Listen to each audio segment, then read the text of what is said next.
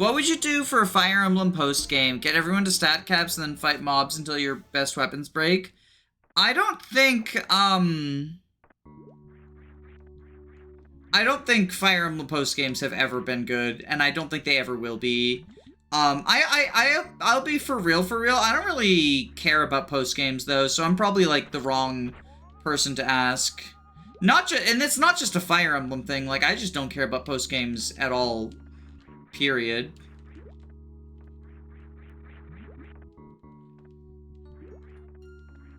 I think... Well, that's not entirely true. I've done, like, some... I think rather than, like, having a, like, post-game... Just having, like, side content that is enjoyable to do is, like, the best way to make a post-game fun. Because I've played some games after I beat them just because the side content was enjoyable and I wasn't ready to say goodbye to the game yet. But Fire Emblem doesn't really have side content. You have side objectives. But...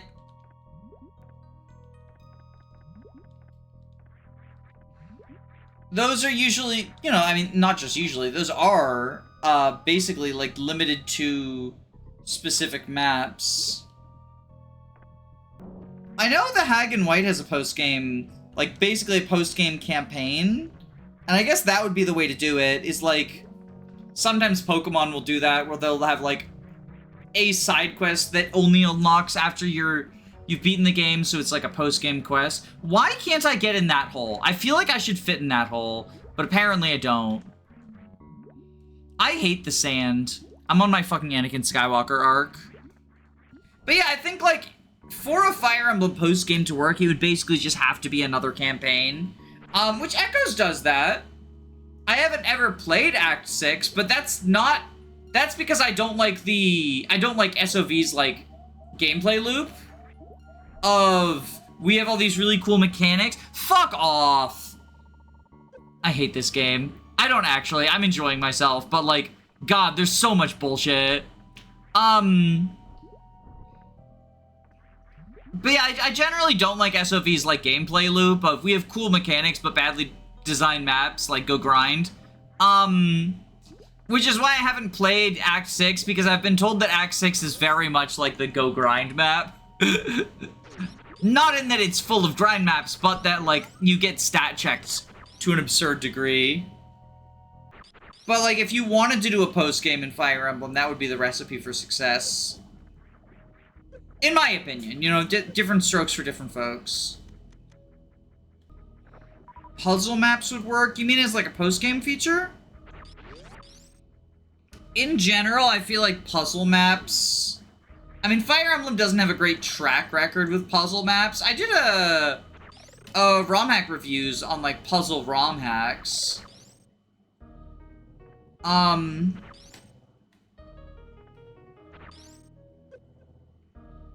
I do think that, like, I liked the On the Edge hack, and I liked the...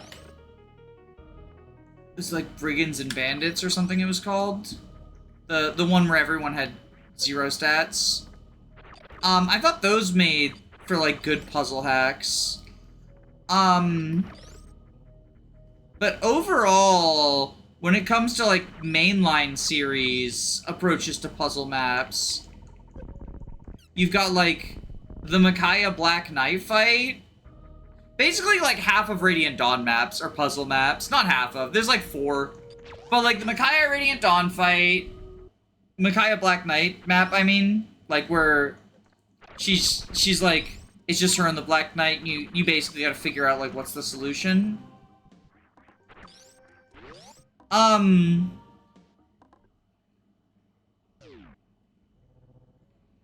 then you have, like, the Nephany and Braum map is basically a puzzle map.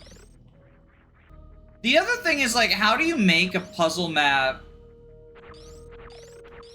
that accounts for the huge stat variance that would come from, like, endgame? Because, like, so Sacred Stones sort of gives us, like, 2 flavors of bad post-game.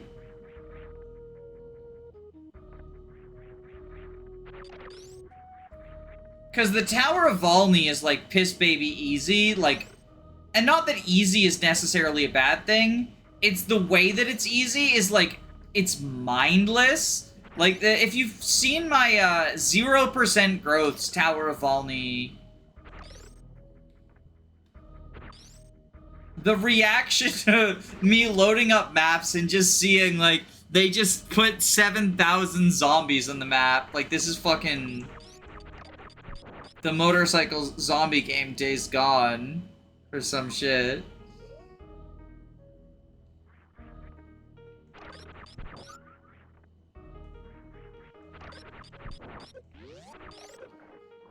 And, like, you know I didn't like the big zombie map for the same reason that most woke critics didn't like Days Gone. We can't stand looking at some biker who likes looking at girls' ass. That's wokeness incarnate. The Days Gone director is so fucking funny. Like, not intentionally. Stop eating me, you stupid flower. Holy shit, I hate this room. He had like a temper tantrum that the game reviewed poorly, and then he had another temper tantrum that, like, Sony put Astro Boy, or put Deacon St. John in Astro Boy, because Deacon's his special boy. Only he gets to look at Deacon's ass. Days Gone mentioned what a mid-fest. Yeah, I finished that whole game. It was very much just like a cool, another fucking open world zombie experience. I liked the motorcycle stuff though. The motorcycles are always cool.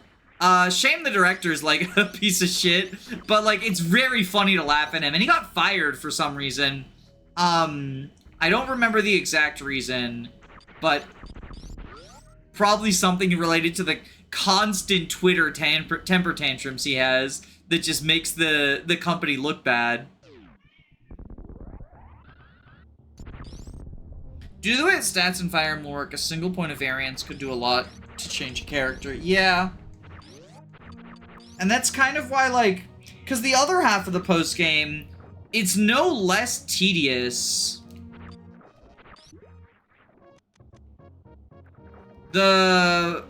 Not the Tower of Volney, the Lagdao Ruins being... The Lagdao Ruins being the,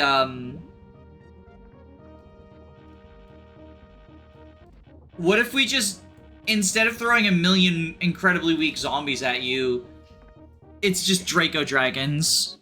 Like, the final floor of the Lagdao Ruins just being 9 Draco zombies in a fucking terrainless room that start out surrounding you is so funny. I think that there's a, like, weird...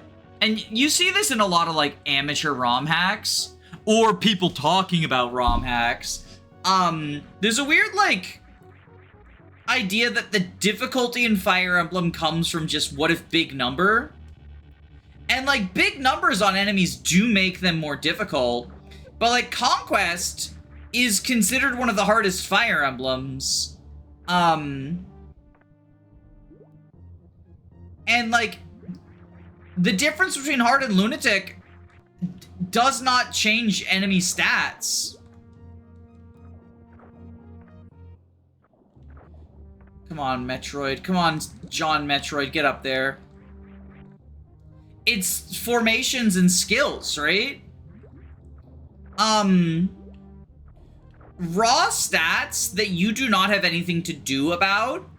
Like, that was one of the issues I had with, Sacred Echoes, is that its hard mode just increases the stats to the point that, like, you're, like, 4-hit KOing them, and they're, like, 2-rounding or 1-rounding all of your units, and you don't really have tools to mitigate this, but you're outnumbered by a ton?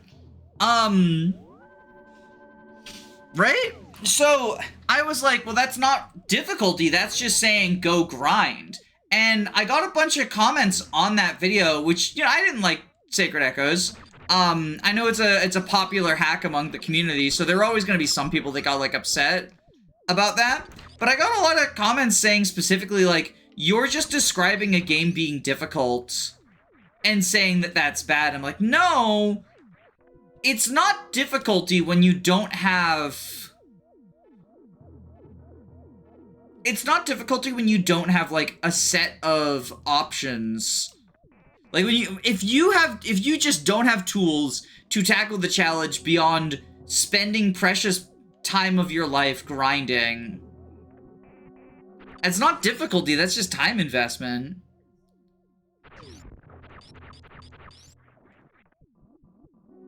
You're basically describing how I feel about the post-games in a bunch of RPGs. Yeah, there are some, like, it is actually very difficult to make an RPG boss that doesn't just feel like it's asking you to grind. I think Bravely Default, actually, or the Bravely series in general, does a pretty good job of that.